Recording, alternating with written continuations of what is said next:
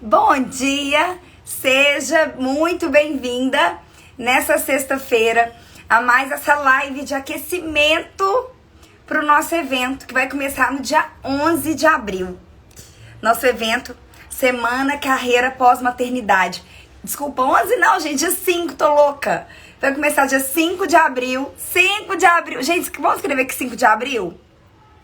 Tô com medo de alguém chegar e eu vi errado. 5 de abril a 11 de abril. Todo mundo que for chegando aí, escreve aí. 5 de abril a 11 de abril. Então, dos dias 5 de abril a 11 de abril, vai acontecer a Semana Carreira Pós-Maternidade. É uma semana com aulas completas, exercícios práticos, mentorias extras, em que eu vou te ajudar a descobrir a sua carreira-missão para ser uma mãe presente, uma profissional realizada. Se você ainda não está inscrita, o link para se inscrever gratuitamente está disponível na bio. Que bom, gente, tô gostando que vocês estão anotando. Todo mundo tá aqui comigo, né? Todo mundo vai estar lá dia 5, combinado, né? Durante essas 2 semanas eu tenho feito essas lives aqui para que você possa chegar no evento mais preparada para receber o conteúdo que eu vou trazer. Lá eu vou te falar direto, assim, já as técnicas, os métodos, para que você consiga reconhecer seus talentos, para que você consiga identificar a sua medida de maternidade e carreira, para você conseguir entender quais são os seus valores, para você identificar a sua carreira-missão e, a partir daí, construir um planejamento para você monetizar, para você ser paga, trabalhando com algo que você ama, que você sente que realmente faz diferença para as pessoas e que te dá flexibilidade para acompanhar de perto seu filho. Vamos lá, vamos começar? Hoje o tema de hoje é um tema bem especial. Eu vou falar hoje sobre o segredo. Mel, existe segredo? Existe. O segredo por trás de uma pessoa, de uma mulher que sabe ser uma mãe presente, uma profissional realizada. No meu método, você vai conhecer várias coisas importantes, você vai aprender como fazer para você chegar nisso, para você conseguir descobrir sua carreira-missão, viver a sua carreira-missão e ter essa vida mais equilibrada, essa vida em que você não precise ficar aí correndo de um lado para o outro sem saber o que você faz primeiro, se sentindo culpada, cansada, sem paciência, por não conseguir fazer tudo que você acha que você tem que dar conta de fazer. E o segredo disso eu vou te explicar aqui. E vou te falar também, vou passar um exercício para vocês aqui. Eu vou fazer bem um spoiler na live de hoje, tá? Meninas, tá vendo esse aviãozinho aqui, ó? A hora agora de pegar o aviãozinho, chamar as amigas para que possam participar aqui com a gente. E assim a gente poder fazer os exercícios juntas, tá? Vamos lá, vamos chegando?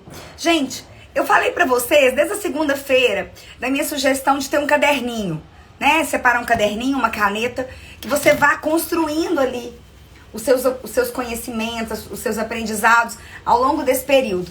Então, vou reforçar a sugestão. Pega um caderninho. Ah, Mel, não tem um bloco, o que for. Se tiver filho em idade escolar, pega umas folhas emprestadas. Mas se vira. Pegue uma agenda e anote, tá? O que eu tô passando aqui vai te ajudar muito. E quando você só ouve, você ganha. Mas quando você anota, você ganha em dobro. Você tem a oportunidade de absorver melhor, de poder voltar e ler aquilo que você escreveu, de trabalhar em cima daquilo. Então, assim, aproveita e anota algumas ideias centrais que eu for falando com você aqui, tá bom? Vamos lá. Então, primeira coisa que eu quero te falar aqui sobre qual é o segredo, né? Qual que é o segredo das mulheres que são realizadas? Qual que é o segredo das mulheres que conseguem ser mães presentes e profissionais com resultado? E como que a gente sabe disso? Vamos lá. Do ponto de vista da maternidade, né? Vamos pensar historicamente? Vamos lá atrás, pensar nas gerações anteriores da gente. Toda vez que a gente quer entender um pouco sobre o nosso presente, é importante que a gente entenda um pouco do nosso passado. Não que a gente vai ficar igual um museu vivendo de passado, mas saber da história é muito importante para entender como é que a gente chegou até aqui. Então vamos lá, vamos pensar. Como é que era a vida das nossas avós, das nossas bisavós? Como é que era a vida dessas mulheres? Mulheres que tiveram seus filhos há 50, 60, 70 anos atrás, né? Meu pai tem 75 anos. Inclusive vacinou, fiquei muito feliz. Minha mãe vacina hoje, tô muito feliz também, que é por faixa etária, né? Então, assim, meu pai tem 75, minha mãe tem 73. Como é que foi a maternidade dos meus avós, das minhas avós, há mais de 70 anos atrás? Que vida que era essa que elas viviam? Como é que a maternidade era vista, era percebida nessa época? Como é que se constituíam as famílias? Tudo isso a gente tem que levar em consideração. Antigamente era definido que caberia às mulheres cuidarem das casas e cuidarem das crianças, não era isso? Então a mulher, ainda bem jovem, era escolhida para casar, né? Casamentos geralmente arranjados, e se casavam, e aí viam os filhos. Não havia método anticoncepcional, contraceptivo, e aí vinha um filho, outro filho, aquela família de escadinha, né? E a mulher ali cuidando daquele tanto de filho, e os filhos mais velhos ajudando a cuidar dos mais novos. Alguém aqui já ouviu, você já ouviu essa história? A minha avó, do lado da minha mãe, teve 7 filhos. Na verdade, 6 que ela gerou e tinha um que ela adotou, né? Então eram 7. Na família do meu pai, eram 12 irmãos, né? Então você imagina quantos escadinhas ali, um atrás do outro. Quando é assim, você imagina, a mulher passou ali, sei lá, 20 anos da vida dela tendo filho, né? E dando conta da casa, e tendo que dar conta de um monte de coisas. E era esperado que o homem trouxesse o sustento, né? Então o homem saía para trabalhar e a mulher ficava em casa cuidando dos filhos, cuidando da casa, responsável por aquela rotina. E aí o tempo foi passando, necessidades econômicas acontecendo, né? Alguns movimentos também pelos direitos das mulheres, o feminismo e tudo, mas fica muito claro que os direitos das mulheres vieram muito também para atender uma demanda econômica, né? De mão de obra, de necessidades, né? E esse é aquele lado da política. Eu não tô aqui para falar de política, não, mas é aquele lado da política que a gente percebe, né? Aquelas linhas subliminares, quando tá sabe assim, quando tá.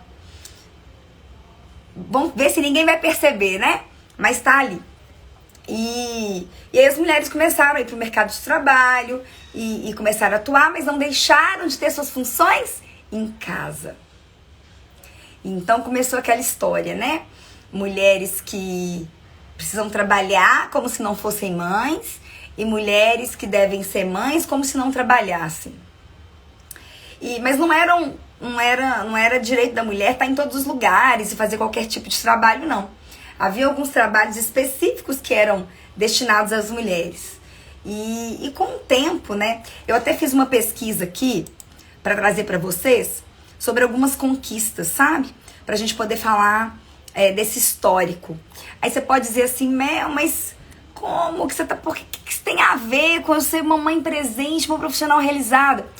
Olha, para você construir a sua realidade hoje, para você entender do seu presente, você precisa entender de onde é que você veio. Você precisa saber da sua história. Você precisa entender o que foi acontecendo que te fez e me fez chegar até aqui. As questões que a gente enfrenta hoje para conciliar maternidade e carreira não surgiram agora.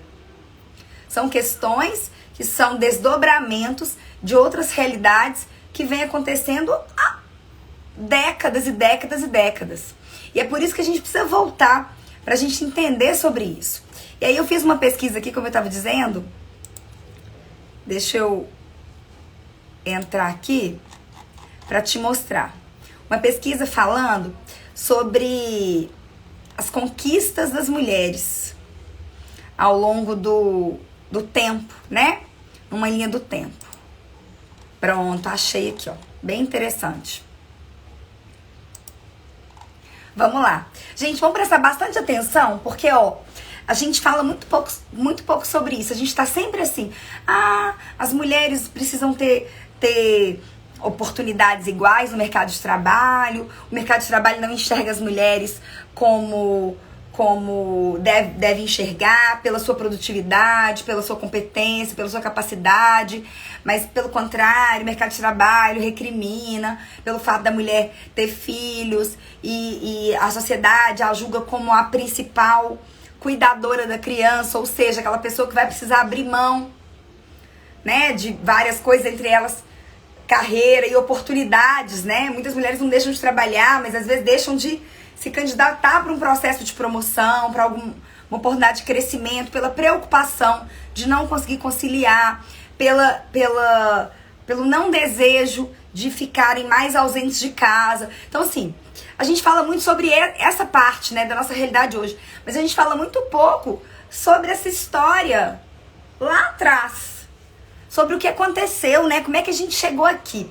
Eu até vi um documentário na Netflix falando sobre feminismo e tal, na sexta passada, e bombou meu inbox aqui no Instagram, todo mundo me perguntando o que era aquilo que eu tava vendo, que filme que era aquele, e esse filme falava sobre isso, sobre a história, sobre o que acontecia, sobre os momentos na história em que as mulheres começaram a ter um pouco mais de espaço, o quanto que isso foi uma luta feminista, sim, e o quanto também foi um proveito que a sociedade fez para ter mais mão de obra, né, para alguns outros avanços que precisavam acontecer.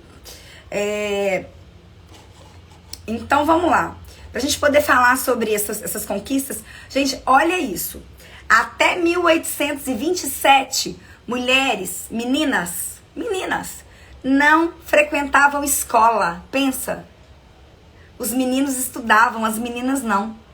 Olha que loucura isso. É muita loucura, né? E aí quando a gente pensa hoje, as mulheres hoje são maioria nas universidades. As mulheres hoje são maioria nas pós-graduações, nos mestrados. As mulheres hoje estudam mais proporcionalmente, né, do que os homens. E tiveram oportunidade ao estudo muito depois deles. Em 1879, que as mulheres conseguiram acesso à universidade, à faculdade. Quer dizer, um acesso super tardio também, para que a mão de obra não fosse só uma mão de obra operacional, mas que pudessem se tornar médicas, advogadas, engenheiras, psicólogas e por aí vai, né? Em 1910, se fundou o primeiro partido político feminino. E olha que interessante, porque as mulheres não votavam. Mulher não tinha direito a voto, olha isso. E aí, 22 anos depois, em 32, as mulheres conquistaram no Brasil o direito ao voto. Olha que interessante. Tão depois, né? Tão depois.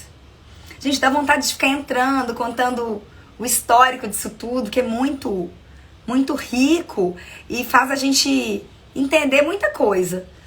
Mas eu vou nos termos assim para eu conseguir chegar e render com vocês aqui o que eu vim falar. Depois, em 62 se cria, gente, presta atenção, o Estatuto da Mulher Casada. Presta atenção. 27 de agosto, dia do psicólogo, inclusive, olha isso. 62 é criado o Estatuto da Mulher Casada.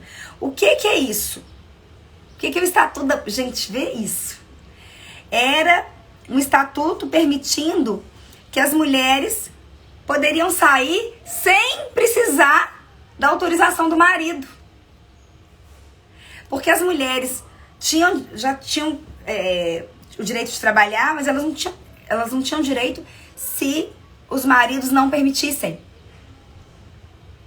Então as mulheres, você vê, em 62, gente, não tô falando do século passado, né? Mas o século passado foi ali. E junto, nessa mesma época, que foi criada, ou na verdade, chegou ao Brasil, a pílula anticoncepcional. Que aí também se abriu essa discussão tão importante sobre direito reprodutivo, sobre a escolha, né, da mulher, né, de engravidar ou não, sobre a liberdade sexual da mulher, tudo isso. E aí, em 74, você vê, mulheres conquistam o direito de portarem um cartão de crédito. Os bancos não aceitavam as mulheres como clientes, donas do próprio dinheiro. Então, por exemplo, se uma mulher solteira ou divorciada quisesse ter um cartão de crédito, ela precisaria que um homem fosse com ela pra lá, sabe, assinar, se responsabilizando por aquela mulher. Se uma mulher quisesse pegar um empréstimo, por exemplo, mesma coisa, ela precisava levar um homem para isso. A mulher não tinha essa liberdade de escolha, a mulher não era vista como um objeto que pertencia ao pai e que, ao se casar, aquele objeto passava para as mãos do marido.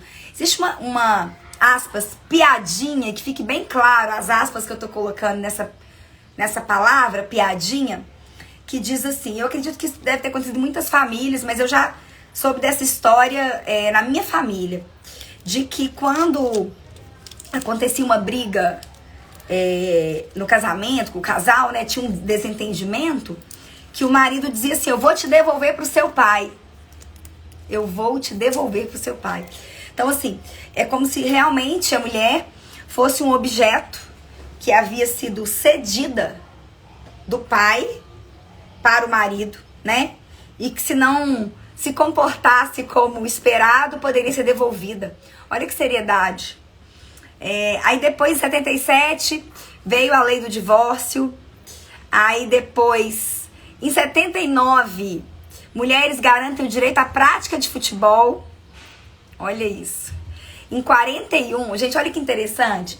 Em 41, houve uma manchete num jornal escrito o seguinte: pé de mulher não foi feito para se meter em chuteiras. Olha isso. E aí, eles entendiam que a mulher não tinha condições físicas, fisiológicas de competir, de ser atleta num esporte como futebol, por exemplo. E depois de 4 décadas, né, porque isso foi 41, de 41 onde saiu essa matéria, até 79, quer dizer, 4 décadas depois, houve essa regulamentação. E para que as mulheres pudessem jogar futebol. Mas ainda assim, muito pouco incentivo, né? Basta que se você fizer uma pesquisa entre os salários dos jogadores de futebol homens e das jogadoras de futebol mulheres, você vê a diferença gritante. Houve uma matéria feita pelo Globo Esporte. Eu não sei se foi uma matéria nacional ou se foi uma matéria aqui em Minas, que saiu aqui em Minas, mas no Dia da Mulher, no dia 8 de março. E essa matéria falava exatamente isso, mostrava uma jogadora de futebol sendo entrevistada e ela dizendo o salário dela, uma jogadora reconhecida, mas o salário dela, assim, mas muito, muito, muito, muito, muito menor do que um salário do pior jogador de futebol, né, profissional. Em 85 foi criada a primeira delegacia da mulher. E aí, né, uma primeira, e aí foram outras unidades sendo abertas e tal. Em 88, a Constituição Brasileira, que finalmente, só em 88, as mulheres foram reconhecidas como iguais aos homens, em condições de igualdade. Gente, nós estamos falando de 88, pensa. Nós estamos em 2021. É muito pouco tempo, né? Muito pouco tempo. E em 2002, olha isso, em 2002, gente, 2002 eu tava saindo da faculdade, eu já era psicóloga. o Código Civil extinguiu a falta de virgindade como um crime. Porque havia isso. Quando se acontecesse um casamento e o marido descobrisse que a esposa não era virgem, ele poderia ele poderia acusar aquela esposa de um crime, de não ter casado virgem. Gente, olha que loucura. Você vai dizer assim, mas eu nunca soube disso. Porque a gente precisa ler. É muito sério, né? É muito sério. E em 2006 foi sancionada, aí todo mundo conhece, né? A Lei Maria da Penha. Em 2015 aprovada a Lei do Feminicídio. E 2018 a importunação sexual feminina passou a ser considerado um crime. E isso, gente, assim, a gente fica pensando, né? O quanto que a gente naturaliza essas dificuldades, essas dores por ser mulher, né? Dificilmente, quando um menino sai assim, vai dar uma volta, um adolescente, ele vai ouvir as mesmas coisas que uma menina ouviria, né? Não que não haja muitos abusos e muitas coisas feitas com meninos também. Mas o que eu quero dizer é que as pesquisas mostram o quanto que a violência contra a mulher é banalizada. É algo assim, tratado como rotina. Eu não vejo jornal há muitos anos, graças a Deus. Mas as poucas vezes que eu estive na casa de alguém e a televisão tá ligada e a pessoa tá vendo aquela coisa, sabe? Eu fico assim, eu fiquei estarrecida assim, o quanto que é todo dia notícia de feminicídio. Todo dia notícia. Alguém morrendo pelo fato de ser mulher, né? Então, assim, várias questões que tocando mais ou menos a cada uma de nós, porque isso, gente, assim, tem outros impactos, né? Com relação à raça, com relação ao poder socioeconômico, tem várias outras nuances que criam interseções nesse cenário, né? Mulheres brancas, mulheres negras, mulheres em situações mais difíceis, né? Morando em lugares mais arriscados nesse sentido, assim, né? Então, tudo isso, toda essa situação cria um impacto também. Mas o que eu tô discutindo aqui, que eu tô trazendo pra você, é que herança é essa que a gente vem trazendo na nossa história? Que herança é essa que diz que o lugar de mulher é na cozinha? Que herança é essa que diz que mulher precisa... aquela frase, né? As mulheres são... Uma frase bíblica. A mulher sábia edifica o lar, né? Uma frase linda, uma frase verdadeira até determinado ponto, né? Eu sou cristã, todo mundo sabe aqui, né? Eu não falo aqui de religião, mas nunca escondi a minha fé e não faria isso. Mas pensa comigo, o quanto que essa frase coloca toda a responsabilidade de qualquer coisa que aconteça na sua casa, nas suas costas. Então, assim, tudo que acontecer de bom e de ruim na sua casa é responsabilidade sua, porque você é mulher. Então, assim, nós temos que ter muito cuidado antes da gente avaliar o que está acontecendo aqui agora, achar que tá muito difícil, o que nós vamos fazer? Nós temos que puxar na história, entender assim, de onde é que a gente veio, o que tá acontecendo, o que fez a gente chegar até aqui, para que a gente possa aqui avaliar melhor o cenário, fazer ter uma visão do que pode acontecer, né? Para que a gente consiga, sim, ter uma vida mais igualitária, uma vida mais justa que a gente vai precisar construir. E aí o que acontece? Vamos lá, voltando a essa parte histórica, né? Então, com essas mudanças que foram relativamente rápida, se você for pensar desde que tudo começou, né? Foram mudanças que a maioria delas aconteceram nos últimos 100 anos. E aí a gente pensando assim, começaram a acontecer, as mulheres foram pro mercado de trabalho. Mas quando foram pro mercado de trabalho, não deixaram de fazer aquilo que faziam em casa. Então as mulheres começaram a ficar sobrecarregadas, mas aí o homem ainda seguia com aquela do provedor, né? O papel de prover ainda era do homem. E aí com o divórcio, com várias outras coisas, mulheres escolhendo não casar, mulheres tendo o direito a escolher se eu quero casar, se eu não quero casar, se eu quero ser mãe, se eu não quero ser mãe. Aí algumas coisas foram acontecendo na sociedade. E hoje, o que a gente vê? Hoje a gente vê que nós mulheres podemos escolher se a gente quer trabalhar, se a gente quer ter filho, como é que a gente vai fazer para conciliar. Mas, no geral, a gente se sente levada pelos valores e pelo que a tendência daquele ambiente que a gente vive nos faz ir. Quantas mulheres que eu recebo no consultório, nos meus atendimentos, dizendo o seguinte: Mel, eu não quero voltar da licença, mas eu não tenho essa escolha, eu preciso voltar.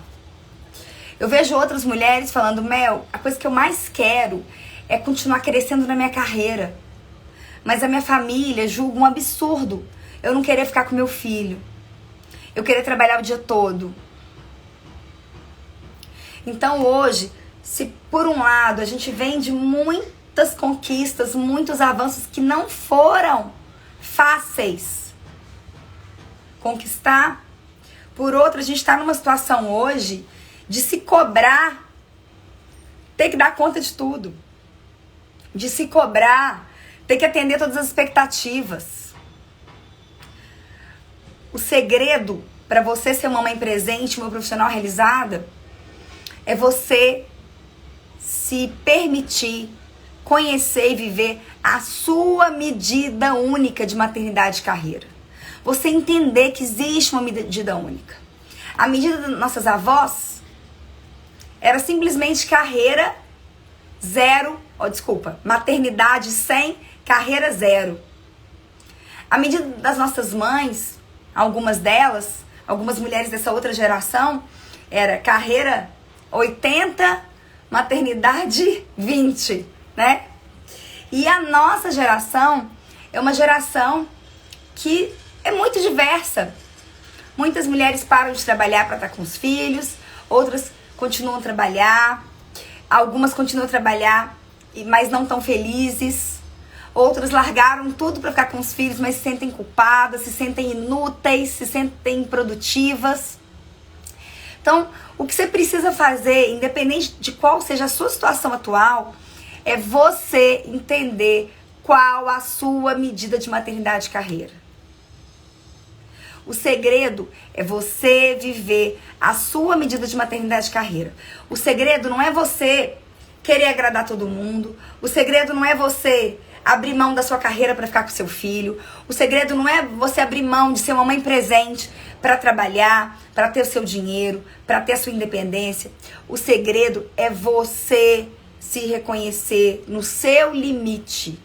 É você entender o que para você é importante como mãe, o que para você é importante como profissional.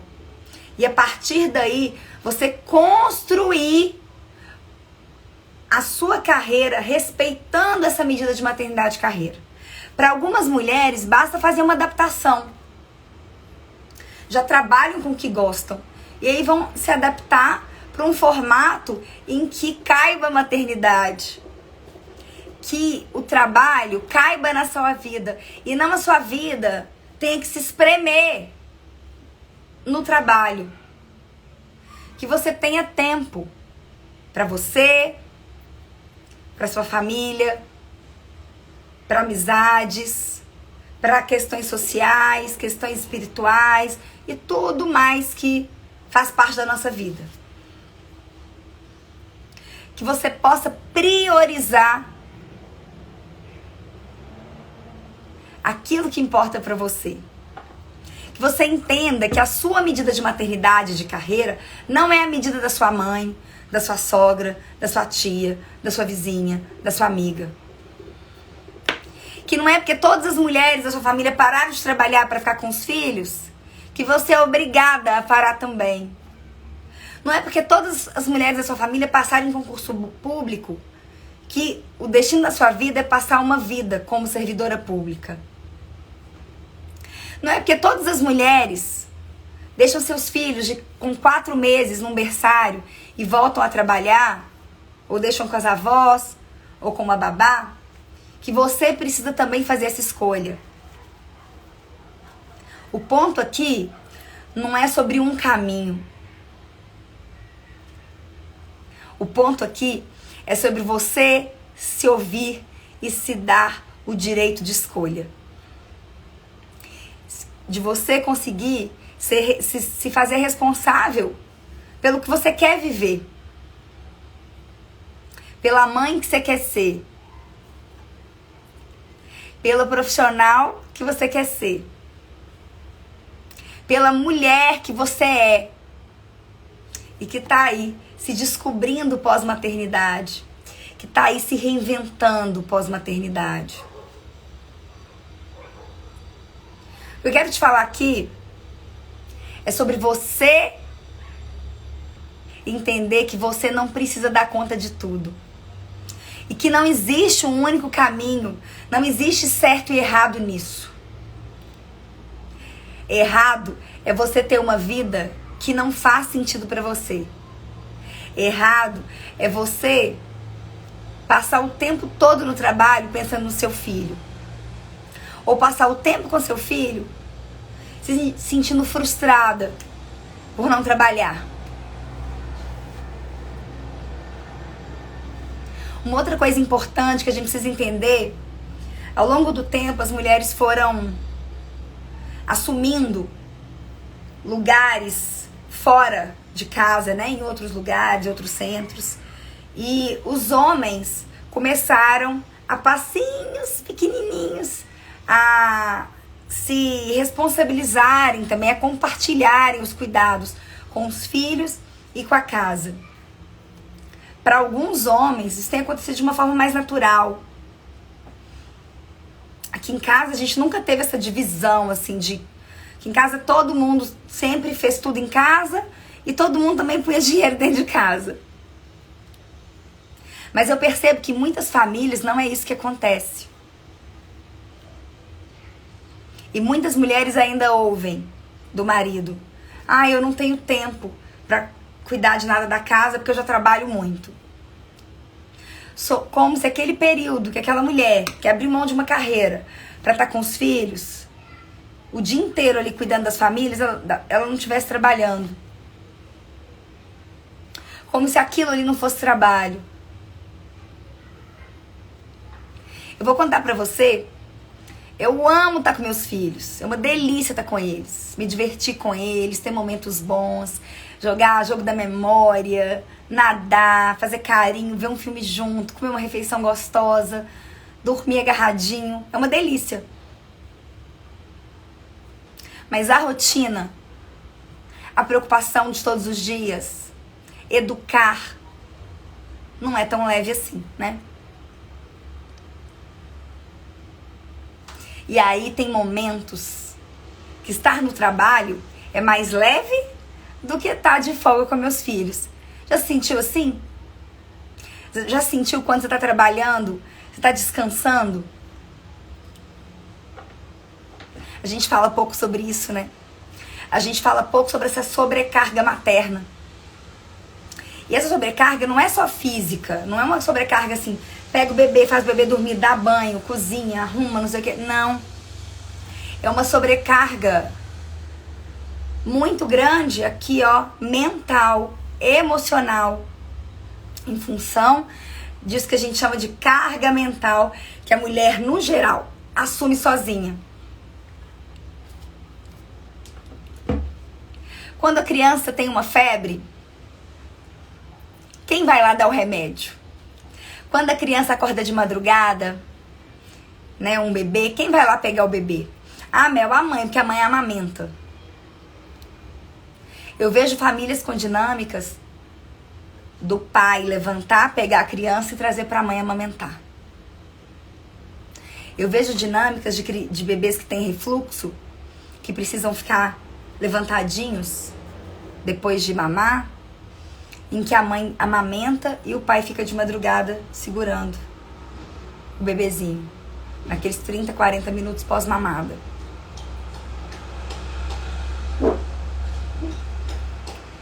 Eu vejo casais que no período de pandemia estão revezando quem cozinha, quem cuida, quem acompanha online. Mas eu vejo uma infinidade muito maior de mulheres achando que precisam dar conta da casa, dos filhos, da online, do trabalho.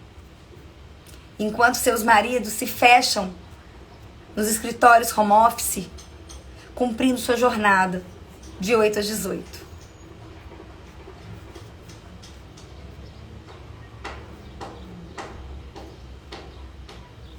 O que eu quero dizer aqui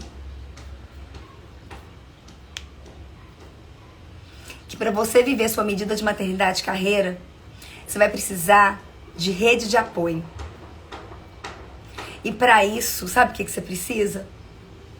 Você precisa entender e comunicar na sua casa, conversar de que pai e mãe, casados ou não, são rede de apoio um do outro com relação aos filhos. O momento que as crianças estão comigo, eu sou rede de apoio do pai, para que ele possa trabalhar, para que ele possa ter a vida, para que ele possa fazer coisas. Quando as crianças estão com o pai, ele é minha rede de apoio para que eu possa trabalhar, para que eu possa fazer as coisas, para que eu possa ter um tempo. Mas no geral, a gente acha que não. A gente repete que a gente não tem rede de apoio. A Aline tá dizendo aqui, ó. E quem é mãe solo e não tem rede de apoio familiar? Aline, eu não sei se você tá falando de você. Ah, vou tá falando de você mesmo. Moro sozinha com a minha bebê. Minha querida, eu sinto muito. Ainda mais essa quarentena. Por situações que eu acredito que você esteja passando aí. Eu sei porque é algo que eu não comentei aqui ainda, mas eu tô passando por um processo de divórcio e eu tô ficando sozinha com as crianças aqui, boa parte da semana.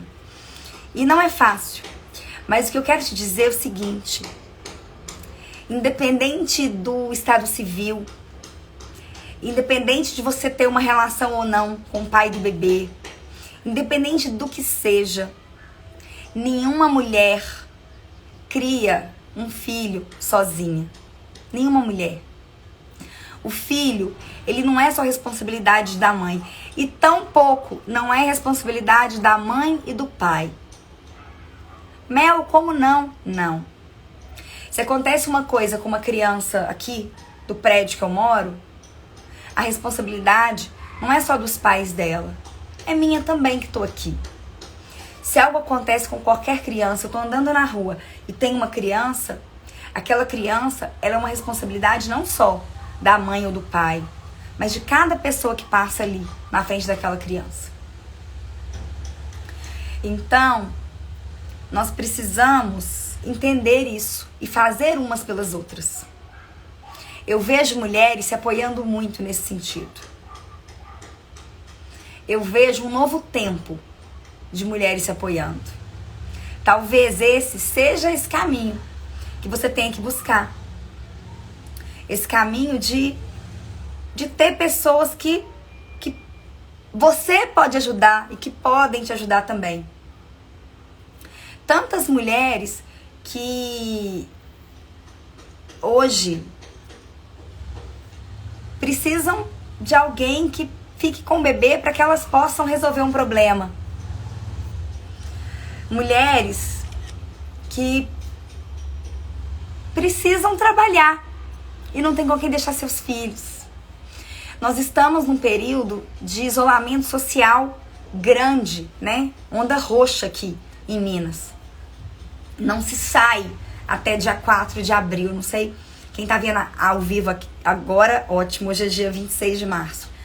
Mas eu não sei se alguém vai ver a gravação depois. O fato é que nós precisamos criar essas redes de apoio. Nas primeiras semanas que eu fiquei sozinha, só com os meninos, foram semanas muito difíceis pra mim. Muito difíceis. Eu sou aquela que sempre acreditou em casamento, que nunca pensou em separar. E não planejei falar nada disso aqui hoje. Ai, Senhor, mas sou eu, né? Sentindo meu coração. Ai, com esse comentário da Aline aqui. Aline, por você, tá? Que eu tô abrindo essa parte da minha história hoje. E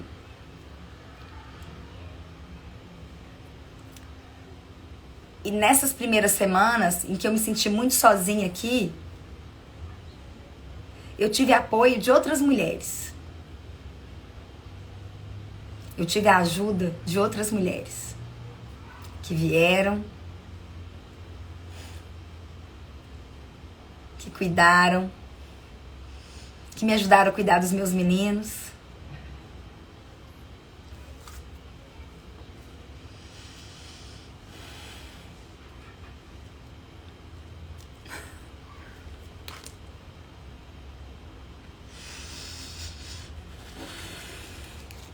O que eu sei aqui, eu acredito de todo o meu coração, é que nada nessa vida acontece por acaso. Nada.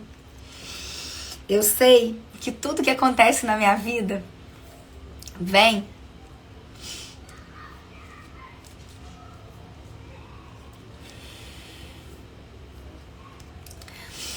pro meu bem, pro meu aprendizado.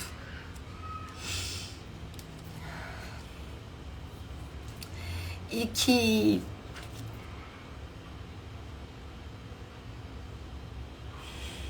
hoje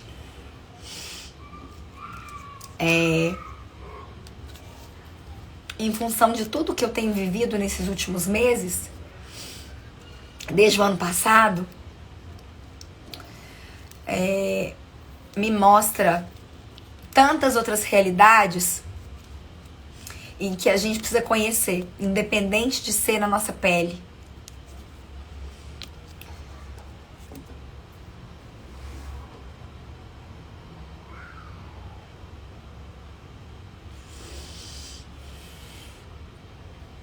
Se você tem uma mulher perto de você que está passando por momentos difíceis, veja o que você pode fazer por ela. Se você é essa mulher que está passando por momentos difíceis, peça ajuda. Se abra. Existe uma questão cultural fomentada pela sociedade patriarcal que a gente vive, que as mulheres competem, que as mulheres são inimigas, que as mulheres são umas contra as outras, né? Todo mundo cresceu aprendendo isso, não é? Que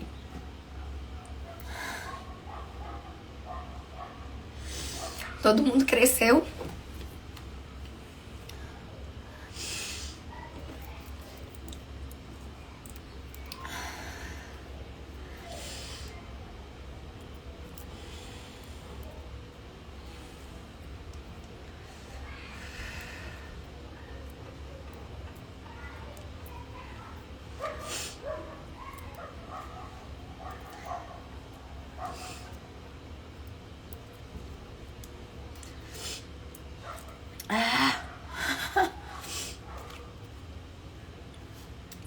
vida real. Podem me acusar de qualquer coisa na vida, né? Menos de ser fake. Se tem uma coisa que eu não sou e não vou ser nunca na minha vida, é fake. Mas há uma cultura nossa, no patriarcado, de que as mulheres de que as mulheres são inimigas, de que as mulheres competem, de que as mulheres falam mal uma da outra, né? Tudo isso. E o que acontece? Existe, gente, qualquer tipo de competitividade em qualquer ser humano. Isso existe em mim, isso existe em você, isso existe em qualquer pessoa, né? O ponto é o quanto que a sociedade nossa, o tanto que a nossa cultura usou disso e manipulou isso para que a força das mulheres unidas fosse diluída, fosse diminuída.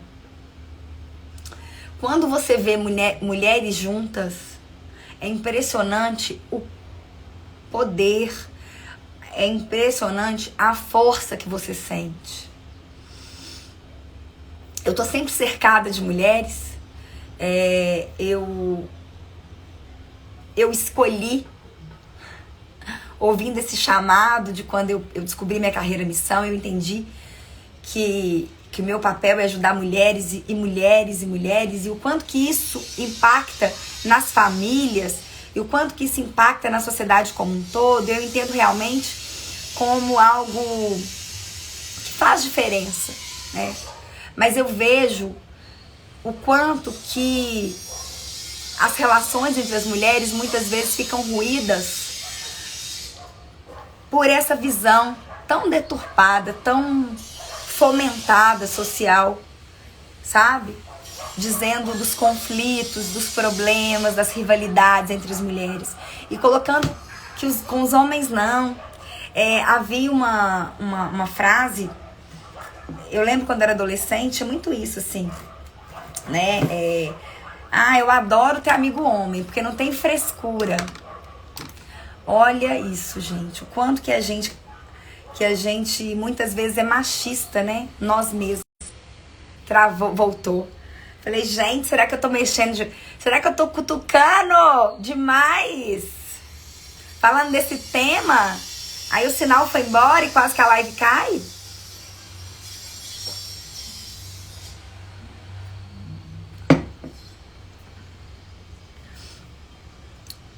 Olha que interessante, a Aline dizendo aqui, minha vizinha que nem me conhecia foi quem mais ajudou. Então, no dia, não é se um dia não, porque esse dia eu percebo que tá cada dia mais próximo. No dia em que cada mulher perceber que juntas a gente consegue mudar esse mundo, que nós somos a maioria da população e somos a minoria em cargos de decisão, sejam eles na política, seja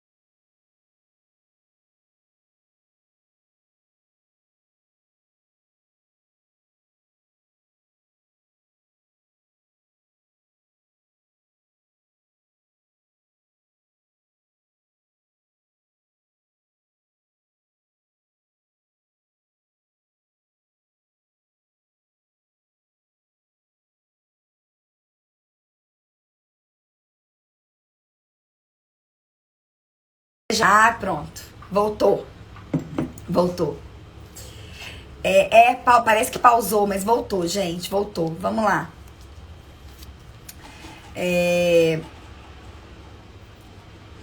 Então, eu vou falar pra vocês essa pesquisa que tá aqui. Essa pesquisa foi feita pelo Instituto Ethos e pelo BID, pelo Banco Internacional de Desenvolvimento. E aí, o que mostra? Gente, é muito interessante. Mostra o seguinte. As mulheres hoje são a maioria da população, né? As mulheres hoje ocupam muito mais bancos escolares, elas estudam mais por mais tempo. Só que na hora que elas vão para o mercado de trabalho, o mercado de trabalho não consegue recebê-las e manter essa proporcionalidade. No dia que isso for possível, vocês já imaginaram que mulheres ocuparem pelo menos metade dos cargos políticos, pelo menos metade dos cargos de liderança em empresas privadas e órgãos públicos, que mulheres estiverem nos pontos de maior decisão? O quanto que isso vai mudar, né? Hoje, qual que é a realidade? Hoje, quase 56% dos aprendizes, né, que é a primeira porta de entrada do mercado de trabalho, são mulheres. Então, um pouco mais da metade, né? Estagiários aumenta um pouco mais. São quase 59% dos estagiários, quer dizer, quase 60% dos estagiários são mulheres. Olha isso. E aí, de estagiário para trainee, o que acontece com as mulheres? Elas começam a perder espaço. Olha isso. De estagiário para trainee, as mulheres começam a perder espaço. E elas despencam de quase 60% para 42%. Quando passa de trainee para gerência, despenca de novo para 31,3%. Aí em cargos de supervisão, aumenta um pouquinho para 38%. No quadro funcional, de considerar assim todos os cargos da empresa que não são executivos e não são conselho administrativo, só 35,5% são mulheres. E no quadro executivo, 13,6%, que é a representação feminina nesse ponto da hierarquia nas empresas, né? O quadro executivo. Esses dados do BID são de 2016. E aí, se a gente compara esse dado com um dado do IBGE sobre a população brasileira, nós temos que, de acordo com a última pesquisa do IBGE, 51,4% da população são mulheres. Sendo que 43%, que elas são 43% da população economicamente ativa. Gente, é muito sério isso, né? É muito contraditório isso. O quanto que isso mostra também que as mulheres ganham muito menos do que os homens. E aí, pra gente falar de diferença salarial, o que a gente tem aqui de pesquisa? Dados do IBGE, que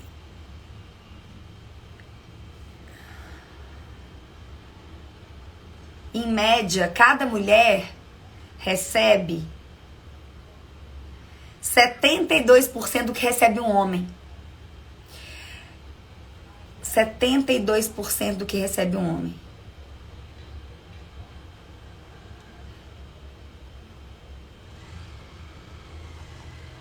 Muito sério isso.